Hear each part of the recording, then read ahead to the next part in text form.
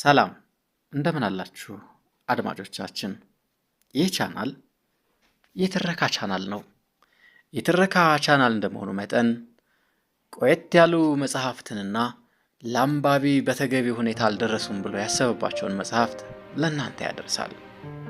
ዛሬ የብርሃኑ ዘሪሁንን የእንባ ደብዳቤዎች የተሰኘ መጽሐፍ ይዞላችሁ ቀርቧል። የእንባ ደብዳቤዎች። መቅድም። ይህ መጽሐፍ ከተደረሰ ብዙ ዓመታት አልፎታል። በተለይ ይህን የመሰለ አሳዛኝ ታሪክ ለመጻፍ ምን እንዳነሳሳኝ፣ መቼ እንደጀመርኩት፣ በስንት ጊዜ እንደጨረስኩት በትክክል ባላስታውሰውም ከውጨኛው ዓለም ኑሮ ጋር በሚገባ ሳልተዋወቅ የአጻጻፍ ልምምድ ሳይኖረኝ ከትምህርት ቤት በወጣሁ ማግስት መሆኑ ትዝ ይለኛል። ከዚህ በኋላ ከትምህርት ደብተሮቼ ጋር ተቀላቅሎ ለብዙ ጊዜ ያህል በሳጥን ውስጥ ተቀብሮ ኖረ። አንድ ቀን እንደ ዋዛ አውጥቼ በሙሉ ባነበው ታሪኩ ደህና መስሎ ተሰማኝ። እኔም በማተሚያ ቤት ረገድ ያለውን ችግር ብዙ ደራሲዎች ሲያማርሩ ሰማ ነበርና በቀላል መንገድ ለአንባቢዎች ሊደርስ የሚችልበትን ዘዴ በመፈለግ ታሪኩን አሳጥሬና ቆራርጬ ነቀዝ የጣለው ቤት በሚል ርዕስ በዛሬቱ ኢትዮጵያ ጋዜጣ አስወጣሁት። ታሪኩን ባጭሩ አቀራረብ የተመለከቱት ጓደኞቼና ባልንጀሮቼ ጠቅላላውን ታሪክ በመጽሐፍ ጥራዝ እንዳሳትመው እየደጋገሙ መከሩኝ። ነገር ግን ጊዜው ያልደረሰ ሆኖ አሁንም እንደገና ለብዙ ወራት ያህል ተቀብሮ ቆይቷል። አሁን በመጨረሻ ወደ ማተሚያ ቤት እንዲገባ ሲፈርድበት በውስጡ አንዳንድ ወይንም ብዙ የሚለዋወጡ ነገሮች መኖራቸው ይሰማኛል። ነገር ግን አፍላው የትምህርት ቤት ጭንቅላቴ ያመረተውን ፍሬ ትምህርት ቤት ለነበርኩበት ለዛ ለመልካሙ ለዛ ካለ ጥናትና ካለ ፈተና ሌላ ሐሳብ ለሌለበት ዘመን መታሰቢያ እንዲሆን በማለት ያለ ለውጥ ትቼዋለሁ። ስለዚህ አንባቢዎች ድርሰቱን ስትፈርዱ በዚህ መሰረት ይሁን። ቅር የምትሰኙ አይመስለኝም። ቅር ብትሰኙም ምናልባት የእግዚአብሔር ፈቃድ ቢሆን የሚቀጥለው ማካካሻ ገጽ በረከቴ የቀለም መከራ የዛሬ ኢትዮጵያ ጋዜጣ አንባቢዎች ብታስታውሱ የተባለ ይሆናል። ምዕራፍ 1። ሳህሉ በሰዓት ወደ ቤቱ ሲመለስ ካለ ወትሮ ደጃፉ በውጭ በኩል ተቆልፎ ቆየው። ለመጀመሪያ ጊዜ ጥርጣሬ ያዘው። ልቦናው ስጋት ቋጠረ። ሰውነቱ ፈራ። የሰረገላውን ቁልፍ በተመሳሳይ መክፈቻ በሚጠመዝዝበት ጊዜም ጣቶቹ እንደ መንቀጥቀጥ ሲሉ፣ ከንፈሮቹ ደግሞ ድምፅ አልቦ ይላወሱ ነበር። በራፉን በርግዶ ቢገባ ሕፃኑን ሲያለቅስ አገኘው። ሳህሉ ወደ ልጁ ተጠግቶ አይዞህ፣ አረ ምንድነው በልቶ ይቅር እያለ ሲያባብልና ሲያጽናና፣ በአንድ ወገን አይኖቹ በጭንቀት ክፍሉን ሲቃብዙ፣ ባልጋው ትራስ ገደማ ከአንዲት ብጣሽ ወረቀት ላይ አረፈ። አንድ ባለጸጋ ያቀረበልኝን የኑሮና የትዳር ምቾት የመንፈሴን ብርታት በምኞት ትግል አሸንፎት የበኩር ቤቴንና ትዳሬን አንተን የቃል ኪዳን ባሌንና ሕፃን ልጅን ትቼ ከምኞቴ ጋር እንድኮበልል ተገድጃለሁና መሄዴ ነው። በመጨረሻ እስክረታ ድረስ ይህንን ሐሳቤን ለመግታት እና በያዝኩት ለመቆም ምን ያህል ተጋድሎ አድርጌ እንደነበር ልትገምተው ባትችልም ልብህ ቂምና በቀል እንዳይቋጥርብኝ እለምንሃለሁ። ወደፊት ምናልባት በዓይነ ሥጋ አንተያይም ይሆናል እና እርሳኝ። በኑሮ ውስጥ እንዳልነበርኩ ቁጠረኝ። አበባ። ሳህሉ በሕይወቱ ዘመን አንዳንድ ሐዘኖች ደርሰውበታል። በረፍታቸው ጊዜ ሕፃን ቢሆንም እንኳ የወላጆቹ ሞት ጉዳት እያደረና እየቆየ ተሰምቶት ነበር። የቅርብና የሩቅ ዘመድ፣ የወዳጅና የጎረቤት ሞት አሳልፏል። የሰው ልጅ መከራና ስቃይ አይቷል። ነገር ግን እንደዚህ የመርዶ ደብዳቤ በሐዘን ፍላጻ ልቡን ጠልቆ የወጋው ነገር ከዚህ በፊት በፍጹም አልገጠመው። አንጀቱን ቁርጥርጥ ብጥስጥስ አደረገው። እርር ትክን አለ። ኑሮው በትካዜ ቆዳ ተጠቅልሎ አዘቅት ውስጥ እየተጣለ መሰለው። ወረቀቱን በእጁ እንደጨበጠ እምባው ሲዝረከረክ የደብዳቤውን ጽሑፍ እያጠበው ይወርድ ነበር። አእምሮ ትንሽ ጸጥ ሲል ራሱን እያወዛወዘ አበባ፣ እርግጥ በእኔ ጨክነሽ ልትሄጂ? በፍጹም አታደርጊውም፣ አትሞክሪውም እያለ ሲብሰከሰክ ከአራቱ ማዕዘን ግድግዳ ከጣራውና ከወለሉ ከሁሉም አንጻር በኩል አንተ ሞኝና ተላላና አበባ እንደሆነ ከሌላ ጋር ኮብልላለች፣ እንግዲህ አንተ አይደለችም የሚል ስውር ድምፅ የተሳለቀበት መሰለውና ሐሰት ነው፣ አበባ የኔ ብቻ የግሌ ናት፣ ምን ጊዜም ከኔ አትለይም እያለ ይጮህ ጀመር። ነገር ግን ሲቃውና ቅዠቱ ሲበርድለት ደብዳቤውን እንደገና ቢመለከተው ሊካድ የማይቻለው ያው አሰቃቂ መርዶ ነበር። ምነው ኃያላን መናፍስት ያረፍተ ነገሩን ትርጉም ቢለውጡት። ሳህሉ ሰውነቱ በሐዘን አኮራምቶ ፊቱን በጭኖቹ መካከል ደበቀና የፍቅሩን ትዝታ ከውጥኑ አንስቶ ትዳሩ እስከተናደበት ድረስ እስከዚች ሰዓት ድረስ እንደ ሲኒማ ትርኢት በእንባው መጋረጃ ላይ ጠነጠነው። ከቁንጅናዋ ይልቅ ውበቷና ደም ግባቷ ይበልጣል። ቀይ ሳትሆን ጠይም አሳ መሳይ ናት። አፍንጫዋ በጣም የተገተረ አልነበረም። ጊዮርጊስ ከነፈረሱ ያለፈበት የሚመስል ጎራድ አልነበረም። በመጠኑ ሰልከክ ብሎ የወረደና መልካም ቅርጽ ያለው ነው። አይኖቿ የሰጎን እንቁላል ያካክላሉ ተብሎ ትልቅነታቸው ሊጋነን ባይችሉና ከጉድጓዳቸው ወጥተው ባይንባለሉም መጠነኛ ሆነው ጥራታቸው ያስደንቃል። አስተያየታቸው የሰውነትን ሕዋሳቶች የሚያበረግግ ይመስላል። ቅንድቦቿና ሽፋሽፍቶቿ በምስራቅ አገር ኩል የተጠቆሩ ይመስላሉ። ነገር ግን ተፈጥሯቸው መሆኑን አይጠረጥሩም። የከንፈሮቿ አከረካከምና አቀራረጽ፣ የአፏ አመጣጠን ተመልካችን ያስጎመጃል። አምላክ በረቂቅ ጣቱን ቀርጾ ያነጻቸው የሚመስሉት በረዶ ጥርሶቿ በስለት ፈለቅ ሲሉ እንኳንስ ጎልማሳን ሽማግሌም ቢሆን ወከክ ያደርጋሉ። እንደ መስከረም አደይ በደም የፈኩት ጉንጮቿ እንደ ብርቱካን የጠሩ እና እንዳይደመጡ የለሰለሱ ናቸው። አሞላላቸው ስጋና ቅቤ እየተመገበች በማርና በወተት እየታጠበች ፀሐይ ሳያያት ሐሩር ሳይደፍራትና ቁር ሳይነካት በመጋረጃ ውስጥ ተጠብቃ ያደገች የጌታ ቅምጥል የዘመናዊ ልጅ ያስመስላታል። ቢሆንም ወፍራም ዝብጥብጥ አይደለችም።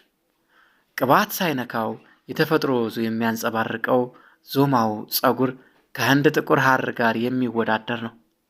በረጅሙ ተሰርቶ እንደ ባብ ግልገል እየተጎነጎነ ቢወርድ እንዴት ባሳበደ ነበር።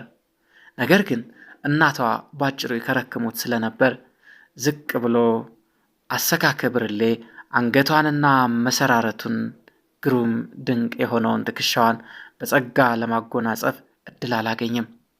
ገና በ12 ዓመቷ ደረቷ አበጥ ብሎ ጡቶቿ ጉጭ ጉጭ ማለት ጀምረዋል። ከወደታች ሽንጧ ሾጠጥ ብሎ ወርዶ ዳሌዋ እንደ መጫወት ይቃጠዋል። የእጇ ጣቶች አለንጋ ሲመስሉ የሥራ ብዛት ጥቂት አሻክሯቸዋል። የተስተካከለው ባቷ ሎሚ ከመሰለው ተረከዟ ጋር ጫማን ዋጋ የሚያሳጣ ነው። ጠቅላላ አቋሟ ሰሎሞን በመኃልየ የሚጠቅሰው አርዘ ሊባኖስ አይነት ናት። አካሏ በሚዛን ተመጣጥኖ በትክክል የተገነባ የግሪክ ሐውልት ይመስላል። ከዚህ በላይ የተቀመጠው ከነጠረ ደምና ከጠራ ስጋ ነበር። ስምን መላክ ያወጣዋል እንደሚባለው በጨቅላነቷ ወራት የተወሰነ ቅርጽ ሳይኖራትና የሚጨፈለቅ ጭቃ ትመስል በነበረበት ጊዜ እናቷ አበባ ብለው ሲሰይሟት እንደ ነቢት ያስቆጥራቸዋል። በሁሉም ልክ ነች። ሁለመናዋ ግሩም ተፈጥሮ ነው። የቁንጅና እንኳ ባይሆን የውበት አምላክ ነበረች። ምዕራፍ 2 አባቷ ስዩም ሐዋዝ ይባላሉ። እርሳቸውን በዘራቸው የካህናት ወገን ነበሩ። አባታቸው መርጌታ ሐዋዝ ልጃቸውን የመንበራቸው ወራሽ እንዲሆኑ ሳይመኙ አልቀረም። ነገር ግን ልጅ ስዩም ጾመ ድጓ እንደጨረሱ ከቤተ ክርስቲያን አካባቢ መሸሻ መጡ።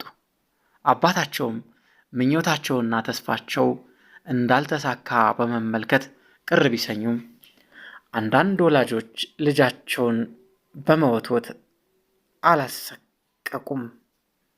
ፍላጎታቸው በሚፈቅደው መስመር ኑሯቸውን እንዲመሩ ፈቀዱላቸው። የልጅ ሐዋዝ ዝንባሌም ንግድ ነበር።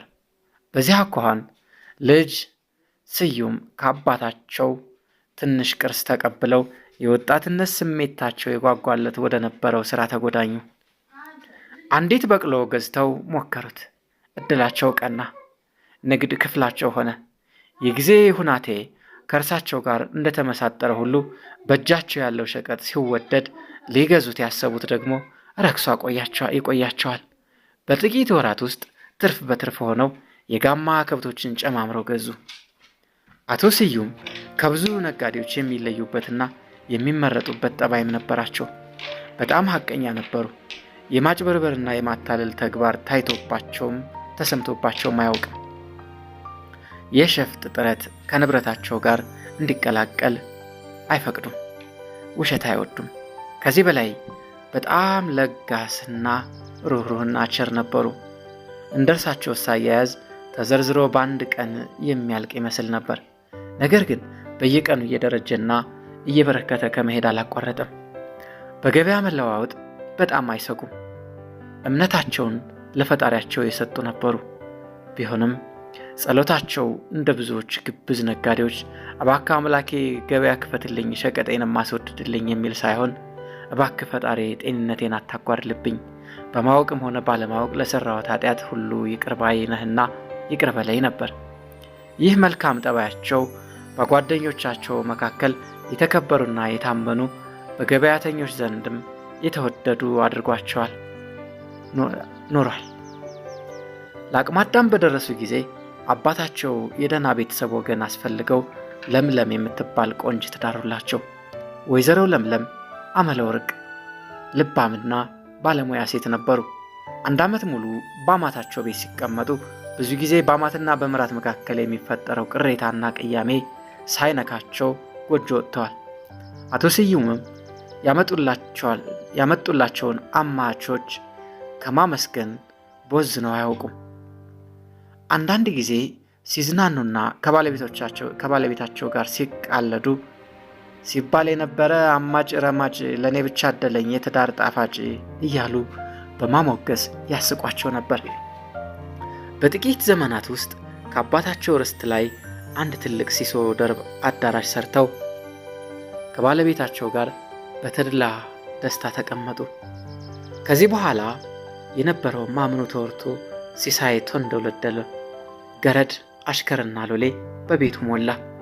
በዚህ አኳኋን ሀብት ከደግነት ዕውቀት ከአንደበት ጋር ተስተካክሎን የተሰጣቸው አቶ ስዩም በወጣትነት ዘመናቸው የመንደር አማካሪ፣ አስታራቂ ሽማግሌና የተከበሩ የጎልማሳ አዛውንት ሆኑ።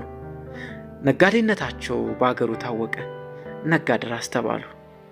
አሁን እንኳ በዛች ከተማ የሚኖሩት ባልቴቶችና አሮጊቶች የነጋድራስ ስዩምን ዜና እያነሱ እንደ ተረት በቡናና በጠላ ገበታ ላይ ሲጫወቱ ይሰማል። ነገር ግን ክብረት እየሰፋ ዕድሜ እየገፋ ሲሄድ ትካዜና ቅሬታ እንደ ሽፈት መብቀል ጀመረ። ምን ነው ምን ጎደለ? በዚህ ሁሉ ሲሳይ ላይ የፍቅራቸው ፍሬ መገለጫና ማስታወሻ፣ የደስታቸው ተካፋይ፣ ቢያረጁ የሚጦራቸው ቢሞቱ የሚቀብራቸውና የሚወርሳቸው የልጅ ጸጋ ጎደላቸው። ወይዘሮ ለምለም በየአድባራቱና በየገዳማቱ እየዞሩ በመሳል ጸሎተ ቡራኬ በመቀበል ጠበል በመቅመስ ብዙ ጣሩ። ነገር ግን ምኞታቸው በጊዜ አልተፈጸመላቸውም። ባልና ሚስቱም በዚህ ጉዳይ ቅር ቢሰኙም ሳያማርሩና ተስፋ ሳይቆርጡ የፈጣሪን ንፍገት በትህትና ተቀብለው ይኖሩ ነበር። መቼም አምላክ ችሮታውን የሚያዘንበው በፈቀደ ጊዜ ነው። ብዙ ዓመታት ካለፉና ወይዘሮ ለምለም ወደ እርጅና ዘመን በተጠጉ ጊዜ ድንገት ሳያስቡት የሴትነት አበባቸው የወር ጉብኝቱን አቋረጠ። ወዲያው በተከታታዮቹ ወራት ውስጥ ጽንስ በማህፀናቸው ይገላበጥ ጀመር። አቤት የነበረው ደስታ! በሥራና በእንቅስቃሴ ጠንቅ ፍጡሩ ከተወሰነበት ጊዜ በፊት እንዳይጨነግፍ በመስጋት ወይዘሮ ለምለም ካልጋቸው እንዳይወርዱ ተደረገ። ነጋድራስ ስዩም እንኳንስ እንደዚህ ያለ ከፍተኛ ምክንያት አግኝተውና እንዲሁም ቢሆን ባለቤታቸው ዘመናዊ እንዲሆንላቸው የሚሹ ሰው ነበሩ። ሴት ልጅ በደህና ተገላገሉ። ደስታቸው እጥፍ ድርብ ሆነ። ልጅቱ ክርስትና በምትነሳበት የአስተርዮ ማርያም ዕለት ዋለ። አቤት በዚህ ቀን የተደረገው ድግስ! ፈረስ የሚያስጋልብ ዳስ ተጥሎ ጠጁ እንደ ውሃ ሲቀዳ ጮማው ሲቆረጥ ለአቀራረቡ መጠንና እንከን አልነበረውም። ስንት ሰንጋ እንደታረደ የሚያስታውሰው ባይኖርም በዚያን ጊዜ የነበሩት ሰዎች የአበባ ክርስትና ጊዜ ምኑ ተነግሮ ስንቱ ተቆጥሮ እያሉ እስከ ዛሬ ድረስ ያደንቁታል። የመጠጥ ስካር ሞክሯቸው የሚያውቅ ብዙ ሽማግሌዎች ጠንብዘው ወደ ቤታቸው በደጋፊ እንደሄዱ ይወራል። ወይዘሮ ለምለምና ነጋድራስ ስዩም አደግድገው በተጋባዦቻቸው መካከል እየተዘዋወሩ ምነው ብሉልን ጠጡልን እንጂ ከዛሬ እንኳን ወግ አልደረሰንም እያሉ ሲያስተናግዱ ዓለማቸውን የዚያች ቀን ብቻ አስመስለዋታል። ሕፃን ሳለች ከወላጆቿ ዘንድ የተሰጣት አከባብ ከፍተኛ እንደነበር የሚታወስ ነው። እናቷ ከቅፌ አትውጭ በማለት አበባ የአይኔ አበባ እያሉ ሲያቆላምጧት፣ አባትየው ደግሞ ፈንታቸውን ያቃብጧት ነበር። ማታ ባልና ሚስቱ ከመደብ ላይ አረፍ ብለው አንዲት ልጃቸውን ከመካከላቸው እያስተላለፉ በሽሚያ ሲያጫውቷት እንዴት የሚያስቀኑ ቤተሰቦች ነበሩ። በዚህ ሁኔታ ጥቂት የተድላና የደስታ ዓመታት እንዳለፉ የኢትዮጵያን ቤተሰቦች ሁሉ የሐዘን እጽፍ ያለበሰው የፋሽስት ግፋዊ ወረራ ተጀመረ። ነጋድራስ ስዩም ማይጨው ድረስ በመዝመት ለሀገራቸው ያለባቸውን የደም ዋጋ ከፍለው ተመልሰዋል። በኋላም ከአርበኞች ጋር ተቀላቅለው በጫካው ለመሰማራት ቆርጠው ነበር። ግን የሴት ልብ የያዙት ባለቤታቸው በእንባ ታጠቡባቸው። የተዳራቸው ይዞታም ካለርሳቸው እንደማይቆም በመረዳት ለልጃቸውና ለባለቤታቸው ሲሉ ቀርተው ግዳጃቸውን በውስጥ ሆነው ለመፈጸም ወሰኑ። በንግድ ስም በሚያደርጉት መዘዋወር ለአርበኞች መሳሪያና ስንቅ በማቀበል በጣም ረድተው ነበር። ከፋሽስት ሰላዮች የሚያመልጥ ነገር አልነበረምና የነጋድራስ ስዩም የማይጨው መዝመትና ከአርበኞች ጋር የሚያደርጉት ምስጢራዊ ግንኙነት ከጆሮ ጠቢው ደረሰ። አንድ ጊዜ አጋሰሶቻቸውን በሙሉ የሸቀጥ ዕቃ ጭነው ለንግድና ለልዩ ልዩ ተግባራቸው ከወደ ጠረፍ ሀገር ደርሰው ሲመለሱ የጥቁር ሸሚዝ ወታደሮች አደጋ ጥለው ያዟቸው። ጓዛቸው ቢበረበር ከአንድ ሽጉጥና ከጥቂት ጥይቶች በስተቀር ሌላ ወንጀል ሳንካ አላገኙባቸውም። ነገር ግን የፋሽስቱ ፍርድ ማስረጃን የሚከታተል ሳይሆን ሰበብን የሚፈልግ ስለነበር ወዲያው ንብረታቸው ተዘርፎ እርሳቸው ወህኒ ቤት እንዲገቡ ተደረገ። ወሬው ለዘመዶቻቸው ደረሰ። እንዳይጠይቁና እንዳይጎበኙ ግን ተከለከሉ። ቤተሰብ ሲጨነቅና ሲታመስ ሰነበተ። ከ2 ሳምንት በኋላ አንድ ቅዳሜ ቀን ነጋድራስ ስዩምን ያሳፈረ የወህኒ ቤት መኪና በወታደሮች ታጅቦ ወደ ገበያው ሲያመራ ታየ። ተመልካች ወዲያው ነገሩ ገባውና ወሬው አንድ ጊዜ እንደ ነፋስ ተዘራ። የከተማው ሕዝብ ተናጠ። ነጋድራስ ስዩም ተከብረውና ተወደው ባደጉበት ሀገር ሲሰቀሉ ማየት ገበያው ፈረሰ። መንደሩ ሁሉ ተሸበረ። ፋሽስቶችም ሁኔታውን በመስጋት እንደገና ወደ እስር ቤት መልሰው ዶላቸው። ከዚያ ሰዓት ወዲህ የነጋድራስ ስዩም አድራሻ በእርግጡ አልታወቀም። ወደ ጫካ ተወስደው በጥይት እንደተደበደቡ አንዳንድ ሰዎች ያወራሉ። ቤተሰቦቻቸውና ዘመዶቻቸው እውነተኛውን ሁኔታ ለመረዳት ጥቂት ሳምንቶች ያህል ከተዋለሉ በኋላ እንደሞቱ በማመን ፍታትና ልቅሶ አስፈጸሙ። ይህ የሐዘን መብረቅ ቤታቸውን በመታው ጊዜ አበባ የ8 ዓመት ኩብኩባ ነበረች። ስለዚህ የደረሰባቸውን ጉዳት በጥልቅ ለመመራመር ባትችልም እናቷ ሲጥመነመኑ በመመልከት የሐዘኑ ተካፋይ ሆናለች። እንደዚህ የመሰለ አደጋ በሚወድቅባቸው ቤተሰቦች ላይ የሚደርሰው የቤት ጣጣና ችግር ፋታ ሳይሰጥ ወረደባቸው። ነጋድራስ ስዩም ብዙውን ንብረታቸውን በሸቀጥ ላይና በጓዝ ውስጥ እንደነበር በጠላት መዘረፉ ሲታወስ፣ በቤት ቀርቶ የነበረው ጥቂት ጥሪት ደግሞ ቁርባን ሲደረግበትና ተስካር ሲወጣበት ተሟጠጠ። ያ የሞቀ ቤት፣ የጋለ ንብረትና የሞላ ንብረት ከነጋድራስ ስዩም ጋር በኖ ጠፋ። ወይዘሮ ለምለም የተረካከቡት ቅሪት አንድ ትልቅ አዳራሽ ከቤት የባዶ የቤት ዕቃ ጋር ወጅድ ከእናት አክልቱ ከወላጅ ጥበቃ ያልወጣች ሕፃንና የትዝታ ሐዘን ብቻ ነበር። በእነዚህ ካርታዎች ኑሮን ለመጫወት እንኳንስ የሴት አቅምና የወንድ ብርታትም ቢሆን እንደሚያመነታ ሲታመን የሴት እልህና የወንድ ትዕግስት ጠባይ የያዙት ወይዘሮ ለምለም ግን ጥርሳቸውን ነክሰው በድፍረት ተጋፈጡት። ከስዩም ወዲያ ሌላ ባል መቼም አይሞከር። እንግዲህ ለሌላ ወንድ ምግብ አዘጋጅቶ ማቅረብ፣ በእንግዳ እጅ ደግሞ መጉረስ ከሁሉም ይባስ ከስዩም በተቀር ባሌ ፍቅሬ የሚባል ወንድ ሊኖር ይችላልን? ዘበት ነው። የኑሮ ጣዕም ሆነ የሴትነት ጠባያቸው ከባለቤታቸው ጋር አብሮ እንደሞተና እንደተቀበረ ወይዘሮ ለምለም አረጋገጡ። ለራሳቸው ብቻ እንኳን ቢሆን ቅንጣት ያህል ደንታ ባልነበራቸው የሚያሳስባቸው ጉዳይ በቀላሉ ሊወገድ ይችል ነበር።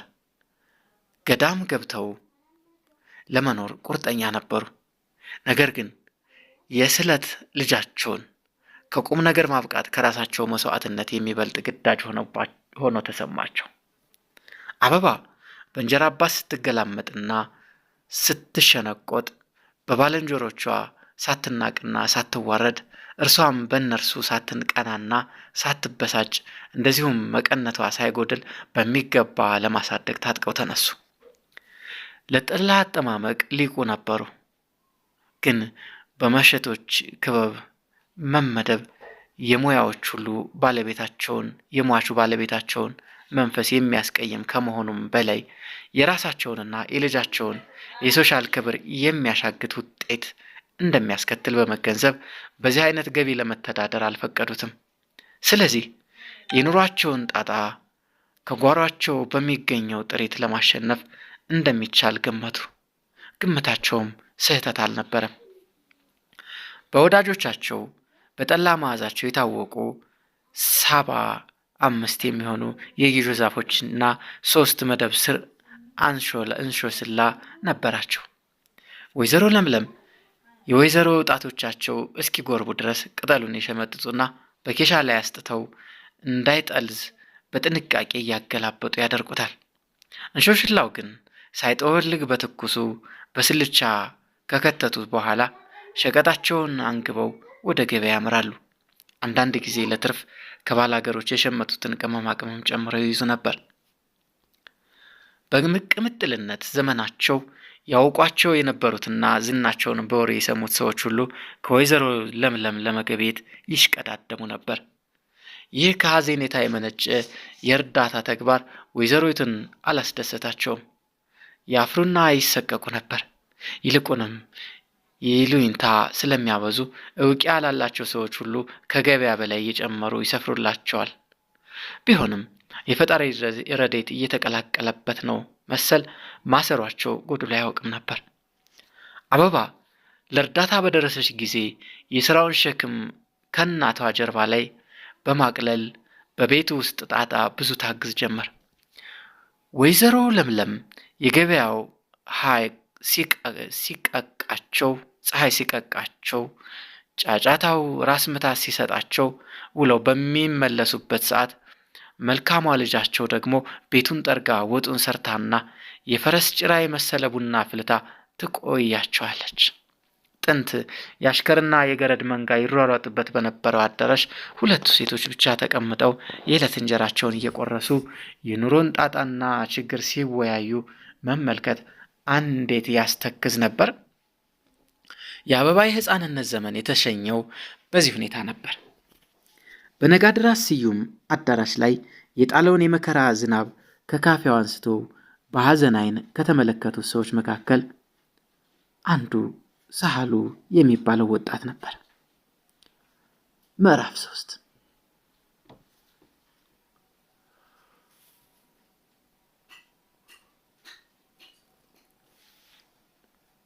ይህ ወጣት ጎረቤታቸው እንደመሆኑ መጠን አባቱና ነጋድራስ ስዩም ጥብቅ ጓደኛሞች ነበሩ። ወላጆቹ እንደ አበባ በወጣትነት ዘመኑ ተነጥቋል። ነገር ግን በቂ ተንቀሳቃሽና የማይንቀሳቀስ ንብረት የወረሰና ከገጠርም የሚጫንለት የእርሻ ምርት ስለነበረው የቤት ችግር አላጎሳቆለውም። በኋላ ከመንግስት ስራ ተቀጥሮ በበቂ ደሞዝ ይተዳደር ነበር። የወይዘሮ ለምለምን ችግር በመገንዘብ በቤታቸው ጣጣ ውስጥ ለእርዳታ ብቅ ጥልቅ ይል ነበር። ለኑሯቸው ቀራቢና ተቆርቋሪ ከሆኑት ሰዎች አይነተኛው ሳህሉ ነበር። አንዳንድ ጊዜ ዓመት በዓል ሲሆን በመልካሙ ዘመን የተለመደው እንዳይታጎል ጠቦት፣ ስጋ፣ ቅቤና እህል ይልክላቸዋል። አበባን የሚወዳት እንደ ትንሽ እህቱ ነበር። እርሷም የምትመለከተው እንደ ትልቅ ወንድም ነው። እንደ ዛሬው ጥንብርኩሱ ሳይወጣና ብርቅና ድንቅ በነበረበት ጊዜ ለአበባ ከረሜላ ያቀመሳት ሳህሉ ነበር። አንዳንድ ልዩ ቀናት በውድ ገበያ ገዝቶ ያመጣና አበባ ከረሜላ እያለ ሲጠራት እየፈነደቀች በመምጣት ወገቡን ጠምጥማ በልጅነትና በወንድምነት መንፈስ እየሳመች ውይ ጋሼ ሳህሉ ይጣፍጣል ስትል ትመርቀውና ታመሰግነው ነበር። ሳህሉ የአሁኑ ትውልድ ወጣት ይሁን እንጂ በጋብቻ ረገድ የነበረው አስተያየት የአባቶቹን የተቀደሰ ቅርስ በጥብቅ የሚያምን ነው። የወንደላጤነት ኑሮው ይነቅፋል። ትዳር መያዝና ቤተሰብ ማቋቋም በምድራዊ በኩል የማህበራዊ ኑሮ ግዳጅና በሰማያዊም የመለኮታዊ ትእዛዝና ፈቃድ መሆኑን አልሳተውም ነበር። ስለዚህ ለአቅመ አዳም በደረሰ ጊዜ የኑሮ ባልንጀራ የምትሆነውን ከመፈለግ አልዘነጋም። አበባ ግን ከተመራጮች መደብ አላስገባትም። ሁልጊዜ የሚገምታት ሕፃን ሆና እንደምትቀር ነበር። የአመራረጥ ፈተናውን ለማለፍ የምትችል ጥሩ ቆንጂት በቀላሉ ባለማግኘቱ በፍለጋ ዘመን ሲያሳልፍ አበባ እየቆነጀች ሄደች፣ ደረሰች። ቁንጅናዋን የተገነዘበውና ያስተዋለው 12 ዓመት ከሞላት በኋላ ነበር። የሰውነቷ አፈካክ ለአካለ መጠን መብቃቷና አጉልቶ ያስተረዳል። ታዲያ እርሷ ካለችልኝማ የተሻለና የበለጠ የታገኝ ብዬ ነው የምለፋ ሲል አሰበ። ባህሪዋ ማር ነው፣ ጠባያው የታረመ ነው፣ አፈራም። ሰው ቀና ብላ አታይም። ስነ ስርዓት፣ አነጋገር ከተፈጥሮ ተሰጧታል። ከቤተሰቦቿ በቀዳችው መልካም አርአያነት አዳብረዋለች። ልባምነት ከባተሌ እናቷ አጥንታለች። እንኳንስ የሚያውቃትና ዜናዋንም የሰማ ቢሆን ለቤት ለትዳር የሚመኟት አይነት ናት። ታዲያ ለምን አሳልፎ ይስጣት? መዳርና መግባት ካልቀረላት እርሷስ ለምን ከእንግዳ ቤት ትገባለች? በማንኛውም ነገር ቢሆን በፍጹም እንደማያስከፋት በራሱ ይተማመናል። የሁለቱ ጋብቻ ለእርሷና ለእናቷ በጣም ጠቃሚ እንደሚሆን አመነ። ሳህሉ የቤተ ክህነት ትምህርት ቀምሶ ነበር። የዘመናዊ እውቀት ጠቃሚነትንም ተገንዝቦታል። አበባ በዚህ ረገድ ዲዳ ነበረች። አሁን እንኳን አልቆጠረችም። ስለዚህ ትንሽ ብትማር አይከፋም ሲል ሳህሉ አሰላሰለ። አንድ ቀን ከነ አበባ ቡና ተጋብዞ ሲጫወት ዛሬ እኮ ትምህርት ለሴት ለወንድ ለትንሹም ለትልቁም በጣም አስፈላጊ ሆኖ ተገኝቷል። አበባም ብትሆን አዲስ በተከፈተው ትምህርት ቤት ውስጥ ገብታ ብትማር መልካም ሳይሆን አይቀርም በማለት የራሱን ዓላማ ደብቆ እንደዋዛ አጫወታቸው። የወይዘሮ ለምለም አሮጌ እምነት ከአዲሱ ስልጣኔ ጋር አይወዳጅም ነበር። የሚገምቱት የሞራል ውድቀት ጠንቅ ብቻ እንጂ ጥቅም እንደማይሰጥ አድርገው ነው። ነገር ግን ከሳህሉ በኩል ሲቀርብ ከባድ መቃወሚያ አልነበረበትም። የዚህ ወጣት አስተያየት ሁልጊዜ ትክክለኛ እንደሆነ ያምናሉ። ካሁን በፊት የሰጣቸው ምክሮችና የዋለላቸው ውለታዎች ከፍተኛ ግምት የሚጣልባቸው ሆነው አግኝተዋቸው ነው። ስለዚህ ወይዘሮ ለምለም ጥቂት ከተከራከሩ በኋላ ከሆነማ ምን ቸግሮኝ፣ ነገር ግን የቤቱን ስራ ማን የሚረዳኝ ይመስልሃል? ብቻዬን አይሆንልኝም፣ ሰውነቴ ደክሟል እያሉ አዋዩት። ሳህሉ ስለዚህ ጉዳይ ቀደም ብሎ ሳያስብበት አልቀረምና አይ እሜቴ፣ በእርሱ በኩል ሲያስቡ የሚረዳዎት ገረድ እንቀጥራለን ሲል መለሰላቸው። አበባ ትምህርት ቤት ገባች። በጥናት ረገድ በጣም ትጉ ተማሪ ሆነች። አንጎሏም ነገርን ለመጨበጥ በጣም ቀልጣፋ ነበር። በጥቂት ቀኖች ውስጥ ፊደል አጠናቀቀች። ትምህርት ቤት ውላ ስትመለስ እየሮጠች ወደ ሳህሉ ዘንድ ትሄድና ቀኑን ሙሉ ስትማረው የዋለችውን ትዘረዝርለታለች። በኋላም ቃላትን እያሰካካች ማንበብ ስትጀምር ካጠገቡ ተቀምጣ ትንተባተብለት ነበር። አንዳንድ ጊዜም ምንባቡ ሲያቅታት ከፍተኛ ወንጀል እንደፈጸመ ኃጢአተኛ አይኖቿን በማስተዛዘን እያቁለጨለጨች ይቅርታ ስትጠይቀው ሳህሉ ፈገግ ይልና ጣቷን ይዞ ይመራታል፣ ያስቆጥራታል። እርሳሷን በወረቀት ላይ መጫጫር ስትሞክር ከቃላት ሁሉ በፊት እያወለጋገደች የጨነቋቆረቻቸው ሳህል፣ አባባ፣ እማማ የሚሉትን ቃላት ነበር። ከሕፃናትነቷ አንስቶ ሳህሉ በመንፈሳዊ ፍቅር ወይም የወንድምነት ከስውር አእምሯ ውስጥ ተቀርጾ ነበር። ግዳይ እንደሚያስመርቅ አዳኝ ጽሑፏን ለሳህሉ ታበረክትለታለች። ምንም እንኳ አጻጻፏ የወፍ እግር የፎነጫጨረው ቢመስልም ሳህሉ ከልቡ እያደነቀ እስከ ማንችሎሽ ማንችሎሽ ጎበዘሽ የለም እንዴ እያለ ሲያሞጋግሳት በደስታ እየፈነደቀች እናቷን ደግሞ ለማብሰር ትሮጥ ነበር። በመፈ ጊዜ ውስጥ የአንደኛ ክፍል ትምህርቷን ጨርሳ ወደ ሁለተኛው ተዛወረች። በዓመቱ 3ኛ ገባች። በጠባይ በትጋትና በችሎታ ተመሰገነች። በክፍል ውስጥ አስተማሪው አርያና ምሳሌ እያደረገ የሚጠቅሳት ሆነች። የሳህሉና የወይዘሮ ለምለም ወዳጅነትም እንደዚሁ በበለጠ እየፋፋና እየዳበረ ሄደ። የቅርብ ዘመዳሞች መሰሉ። የቤታቸውን አመራር በቅርብ እየተከታተለ በኑሯቸው ውስጥ ማንኛውም ጉድለት እንዳይገባ አስፈላጊውን ሁሉ በመሙላት ዋና አሳቢ ነበር። አበባ በጌጣጌጥ ረገድ ከጓደኞቿ እንዳታንስ ልብሱ፣ ጫማው፣ ሹራቡ፣ ሻሹ ይገዛላታል። ይልቁንም ከጓደኞቿ ልቃና ደምቃ ትታይ ነበር። ይህ ሁሉ ሲሆን ሳህሉ ዋና ግቡን በሆዱ ሸምቆ አቆይቶታል። አበባ ጥናት ባልበዛባት እርሱም ስራ ባልኖረበት ቀን ወደ ማታ ጊዜ ሽርሽር ይዟት ይሄድ ነበር። ነገር ግን ሽርሽራቸው ዛሬ ብዙውን ጊዜ በገፈርሳና በሾላ ጫካ እንደሚታየው አይነት አልነበረም። ንጹህን አየር በንጹህ መንፈስ ለመቀበል ነው። እንኳንስ የከንፈር ወዳጅ የልብ አፍቃሪ የሚል ጭውውት ሊያደርጉ ፍቅር ስለሚለው አርዕስት ምላሳቸው ስቶ አያውቅም። ወሬያቸው ሁሉ ስለ ትምህርት፣ ስለ መንፈሳዊና ስለ ተፈጥሮ ሆነው ቁም ነገርን የያዙ ነበሩ። በዚያ አኳኋን ብዙ ጊዜ አብረው ሲታዩ ከሰው አፍና ዓይን መግባታቸው አልቀረም። የሰው ልጅ ከጭራቄ ባሰ አውሬ ነው። ከፍራፍሬ እና ከከብት ስጋ አልፎ እርስ በርሱ ይበላላል። እኔ ጓደኛዬን ቀን በምላሴ ስቆረጥመው ውላለሁ፣ ሌሊት በህሊናዬ ሳመሰግነው አድራለሁ። በዓለማችን ላይ ከሚደረጉት ጭውውቶች አብዛኛው ሐሜት መሆኑን ከሁሉም የበለጠ የጊዜ ድርሻ እንዳለው የሶሻል ሊቃውንት ያምናሉ። እያንዳንዳችን ለዚሁ ተግባር የምናሳልፋቸው ሰዓቶች ምስክሮች ሊሆኑ ይችላሉ። በተለይም የቡና አፍታና የመሸታ ጣዕሙ የሚታወቀው የነገሌና የነገሌት ጉዳይ ከንፈር ሲመጠጥበት ይመስላል። የሳህሉ አገር ሰዎችም ከሐሜትና ከሽሙጥ የነጹ ፍጹም ቅዱሳን አልነበሩም። በዚህ ረገድ ከሌላው አገር ሕዝብ አይለዩም።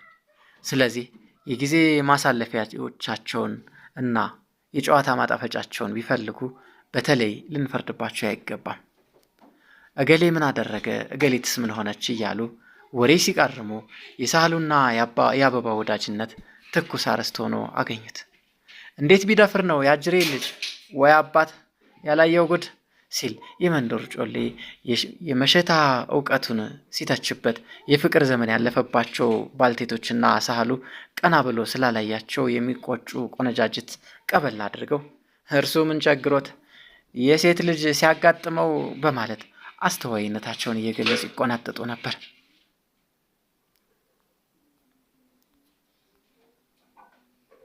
የሐሜቱን ሽውታ ዞሮ ዞሮ ከወይዘሮ ለምለም ጆሮ ውስጥ ጥልቅ አለ። በጣም አዘኑ። ምንም እንኳ ሰው ያየውንና ያላየውን የሰማውንና ያልሰማውን የሆነውንና ካልሆነው ጋር በማቀጣጠል እንደሚቀባጥር ባይስቱትም ቅር ከመሰኘት አልዳኑ። ሳህሉ ለስጋ ፍቃድ ተሸንፎ የአባቶቹን ወግና ስርዓት በመጣስ ከሞራል ውጭ የሆነ ተግባር ይፈጽማል በማለት በጣም አልሰጉም። የመንፈሱን ብርታት ደህና አድርገው ያውቁታል። በጠባዩ የተማመኑ ናቸው። አበባን ብትሆን ለፍቅር በመገዛት እስከዚህ ድረስ ራሷን እንደማታዋረድ የሚጠራጠሯት አልነበረም። ማን አሳድጓት? ከየትስ ተምረው? ያሳዘናቸው የሰው ትችት ነበር። እግዚአብሔር ችግራቸውን በመመልከት አንዳንድ ደጋፊና ሀሳቢ ይፈጥርላቸው ደግሞ ሰይጣን በሰው ምላስ ላይ አድሮ ይነሳባቸውን? ነገሩ በጣም ከነከናቸው። ብዙ ጊዜ ብቻቸውን ካሰላሰሉት በኋላ አንድ ቀን አበባ ባልተገኘችበት ቆይታ ለሳህሉ እንደዋዛ አጫወቱት።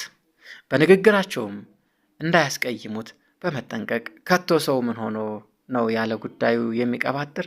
በሌላ ላይ መዘባረቅ የተፈጥሮ አመል ሆኖበት እኮ ነው ሲሉ የሐሜት ወሬ አነሳስተው ስለ እርሱ ስለ አበባን ህዝቡ የሚፈተፍተውን ትችት በለዘብታ ገለጹለት። ሳህሉ ነገሩ አስደንቆትና አሳዝኖት አገጩን በእጁ ደግፎ በትካዜና በጥሞና ካዳመጠ በኋላ እርግጥ አብረን ብዙ ጊዜ እንሸራሸራለን፣ እንደማፈቅራት ደግሞ አልሸሽግለትም። በጣም እወዳታለሁ። ነገር ግን ከህግ የወጣ አንዳችም የብልግናና የነውር ተግባር ፈጽመሃል ብለው ጥርጣሬ ቢያድርቦት በአምላክ ስም ልማልልዎት አላቸው። ሳህሉ እንኳንስ በሐሰት መገዘትና በውሸት መቀለድ የማይወድ ሰው ነው። ይህንን ጠባዩን ወይዘሮ ለምለም ካሁን በፊት አጣርተው ያውቃሉ። ውይ ልጅ፣ ኧረ ምን ባልክ፣ የሰውን ወሬ አጫወትኩህ እንጂ የማልተማመንብህ ሆኜ ነውን? ሲሉ በማስተባበል ሐሜተኞችን ይራገሙ ቀጠል። ሐሳቡን ለመግለጽ ከዚህ የተመቸ ሰዓት እንደማያገኝ ሳህሉ ተረዳ። የሽማግሌ መልአክ ለምን ያሻል? ራሱ ቢጠይቃቸው የተሻለ አይሆንምን? ከመቀመጫው ብድግ አለና አንገቱን ደፍቶ መሬቱን እያየ እነሆ እኔ ትዳር መያዝ ከሚገባኝ ወቅት ደርሻለሁ። በጉዳዩም ካሰብኩበት ረጅም ጊዜ አልፎኛል። ነገር ግን የጋብቻ ምርጫዬ በአበባ ላይ ከማረፉ አልዘለለምና ፈቃዶስ ቢሆን ልጆን ለሚስትነት እንዲሰጡኝ ለምኖታለሁ። ይህን የመሰለ ጥያቄ ከሳህሉም ሆነ ከሌላ ዘንድ አንድ ቀን የሚቀርብላቸው መሆኑን አላጡትም። ቢሆንም እንደ አባቶች ልማድ በሽማግሌ በኩል እንጂ እንደዚህ ቃል በቃል ይደርሰኛል ብለው አላሰቡበትም። ግንስ ከድፍረት አቀራረብ የወዳጅነት ስሜት ነው በማለት አቃንተው ተርጉመውታል። አልተሳሳቱም። አበባ ቁመህ ደር ሆና እንድትቀር የማይታለም ነው። መዳሯ እስካልቀረ ከሳህሉ የሚመረጥ ባል ታገኛለችን? ዘበት ነው። ልጃቸው አስተዳደጓ የታረመ ነው። ሁለቱ ጠባይ ለጠባይ ተዋውቀዋል፣ ተግባብተዋል ሲሆን ራሳቸው ፈልገው ሊያጩለት ቀራቢነታቸው ያስገድዳቸው ነበር። ስለ ውለታውስ ቢሆን አበባን በጋብቻ ቢሰጡት ይበዛባቸዋል። እረ ደስ እያላችሁ። ሳህሉም በአማጭ ረማጭ ጋር ሳይለማመጥ ጉዳዩ እንደዚህ በቀላል ስለተፈጸመለት ወደ ቤቱ እየተደሰተ ሄደ። ዕለቱን አንድ አህያ የሚያህል ሞከት ገዝቶ እጅ መንሻ ላከላቸው። ማታ ከጠፍር አልጋው ላይ ተጋድሞ የቤቱን ጣራና ማገር እየቆጠረ ከበነጋው ጀምሮ እስከ እርጅናው ዘመን ድረስ የሚያከናውኑት የኑሮ ተግባሮች ሲከልስ አመሸ። ገና 3 ጉልጆች ሳይጣዱ የትዳር ወጡን ይቀመም ጀመር። ለአበባ የሚያደርግላትን ለጎጆ የሚፈጽመውን የሚወለዱትን ልጆች እንኳን ሳይቀር 2 ወንዶችና አንዲት ሴት ይበቃናል። ሌላ የተሻለ ዘመናዊ ቤት ደግሞ ማሰራት አለብን። ሐሳቡ ብቻ እንኳን አስደስቶት ብቻውን ይፈግ ነበር። አበባ በማግስቱ ራሱን በጣም እድለኛ አድርጎ ገመተው። አበባን በማግስቱ ራሱን በጣም እድለኛ አድርጎ ገመተው። እርሷስ በተቻለኝ አቅሜ ማስደሰት አለብኝ ሲል ቃል ገባ። ያም ሆኖ እርሷ መጀመሪያ ማወቅ ይገባታል። ከጥንቱ የጋብቻ ባህላችን ውስጥም እንደ ዘመናዊ አይነት ቃል ኪዳናችን በመግባባትና በመፈቃቀድ የሚፈጸሙ ጎልማሶችና ኮረዶች ነበሩ። ከነዚህ መካከል ሳህሉን እንደኛው ነው። ቅር የሚላት እንደሆነስ ትታዘበኝ ይሆን? መሆኑን እኔ እንደማፈቅራት ታፈቅረኛለች፣ አሻፈረኝ እስከ ማለት ግን ልጠላያኝ አትችልም። ምንም አይደል፣ እየቆየች ትወደኛለች። ታዲያ ደፍሮ መናገሩስ እንዴት ትገምተኝ? አንዴ ከተወረድኩትማ ያበጠ ይፈንዳ ማለት ነው። ነገ ነው የምጠይቃት። ሳህሉ እንደዚህ በሐሳብና በመልካም ምኞት ባህር ላይ ሲንሳፈፍ የእንቅልፍ ማዕበል ሽልብ አድርጎ ወሰደው። በበነጋው ግን ጨለማ ለብሶ ሲፎክር እንዳደረው እንኳን ሊጠይቃትና ትክ ብላ ስታየውም ምስጢር የተገለጸበት ኃጢአተኛ ይመስል አይኑን ያቀረቅር ነበር። ብቻውን ሲሆን ነገስ ምንም ቢሆን አልፈራም እያለ ሲደነፋ ነገ ደርሶ ሲገናኘው ግን መላቅጡ እየጠፋው አንዲት አረፍተ ነገር ሳይጥል ሲለያዩ ብዙ ቀን አለፈ። ሳህሉ እንደ ቀድሞ ተዝናንቶ መጫወት ተወ። አበባ ትልቅ ሰው ሆና ታየችው። በህሊናው ውስጥም ድንገት አደገች። ከትናንትና ወዲያ ይቃለዳት የነበረችው ሕፃን ዛሬ ግን በሚሰነዝረው ቧልት እንደ ቂል የምትገምተው ትልቅ እመቤት መሰለችው። ስለዚህ ግንኙነታቸው እንደ ባዳ የቀዘቀዘና ሽርሽራቸውም የእጅን ወደ ኋሊት አጣምሮ በጸጥታ መራመድ ብቻ ሆነ። አበባ ግን በበኩሏ ምስጢሩ ስላልገባት ምን በደል ሰርቸው ይሆን ስትል በጥርጣሬ መስጋቱ አልቀረም። የቆጡን አውርድ ብላ የብብቷን ጣለች እንደሚባለው ተረት አይነት በደስታና በጨዋታ የሚያሳልፉትን ጊዜ ከናካቴው በማደፍረሱ ሳህሉ በጣም ተጸጸተ። ይህ ሁሉ እኮ የይሉኝታ ፍራቻ ነው እንጂ ምንም ነውር ተገኘበት። አንዲት ሕፃን ልጅን መጠየቅ እስከዚህ ድረስ እንዴት ያስፈራል! ጎበዞችስ በኃይል ነጥቀው ይወስዳሉ። ታዲያ እስኪ አንተስ ወንድ ይውጣ፣ ነገ ታየኛለህ። ሳህሉ ብዙ ሌሊቶች ከራሱ ጋር ሲፎካከር ካደረ በኋላ አንድ ቀን ረታ። ያውም በስንት ጭንቀት ነበር። አበባ ከትምህርት ቤት ውላ ስትመለስ ከበራፋቸው አጠገብ በሚገኘው የዋርካ ዛፍ ስር ተቀምጦ ቅጠልና ሳር ሲበጣጥስና ከወፎቹ ጋር ሲጫወት ቆያት። እንደደረሰች እስቲ ደብተርሽን አለና ገጹን ያገለባበጥ ጀመር።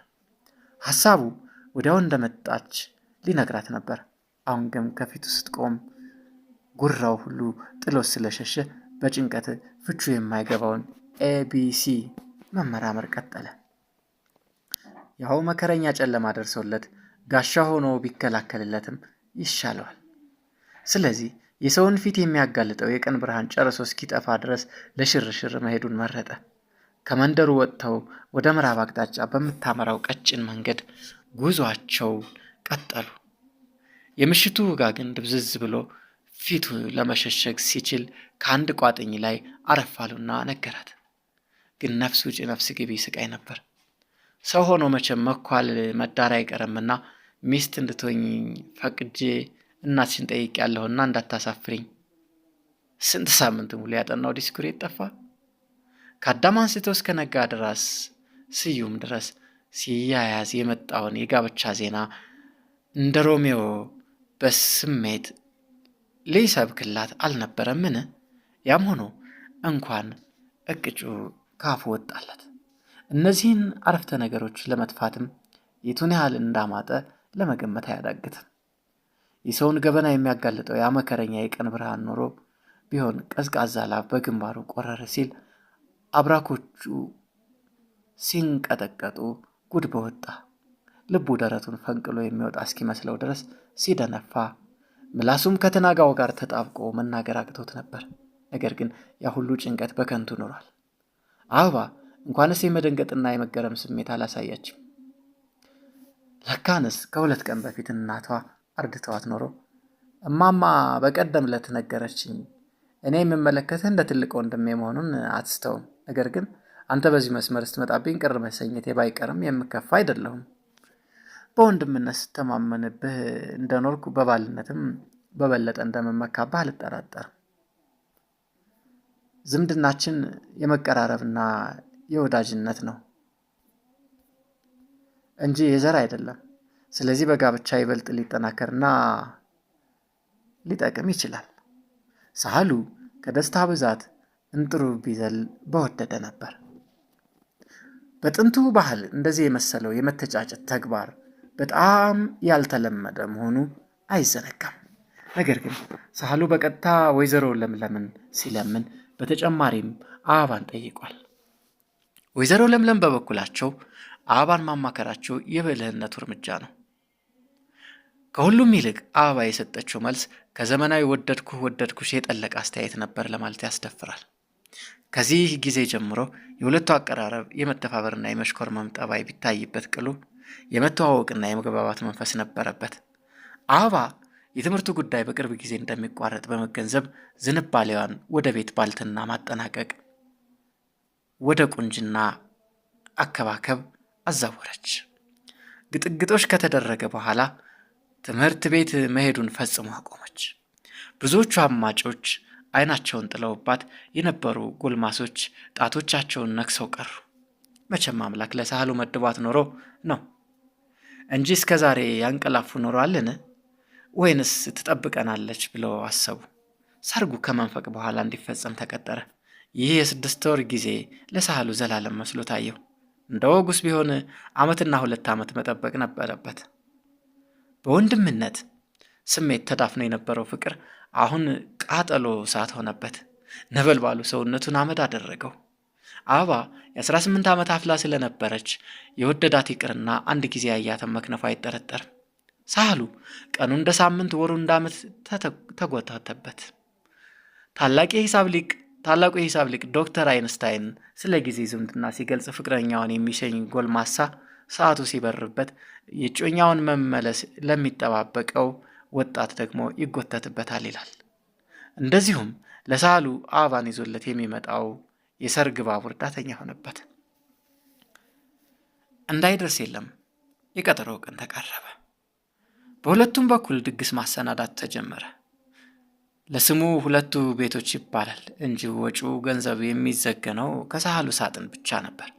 የሴት ወገን ድግስ ከወንድ ወገን መሰናዶ እንዳያንስና በነጋድራስ ስዩም ቤተ ዘመዶች ዘንድ የችግር ቅሬታ እንዳይፈጠር በማሰብ አስፈላጊውን ድርጅት ከማቅረብ አላፈገፈገም። ወይዘሮ ለምለም በበኩላቸው በሴትነት ሙያቸው የሁለቱም ክፍሎች ድግስ በሚገባ መደራጀቱን ይከታተሉ ነበር። እንደዚህ የተወሳሰበና የተሳሰረ ጋብቻ ብዙ ጊዜ ታይቶ እንደማይታወቅ እርግጥ ነው። ነገር ግን በዘመናት ውስጥ አልፎ አልፎ ከተራው ቤተሰብ አስደናቂ ታሪክ መቀዳጀቱ አይዘነጋም። ቃል ኪዳናቸው የሰርጉ ዋዜ ማለት በስርዓተ ተክሊል ጸደቀ። ካህኑ የሙሽሮቹን ጣቶች በአንድ ቀለበት አጣምሮ እግዚአብሔር አለ የምታጫውተው የኑሮ ጓደኛው ለአዳም እንፍጠርለት፣ እግዚአብሔር አዳምን በእንቅልፍ አስሮ ከግራ ጎኑ አጥንታ ወጣና ሔዋንን ሰራለት የሚለውን ክፍል ካነበበ በኋላ እናንተ አንድ ስጋ ናችሁ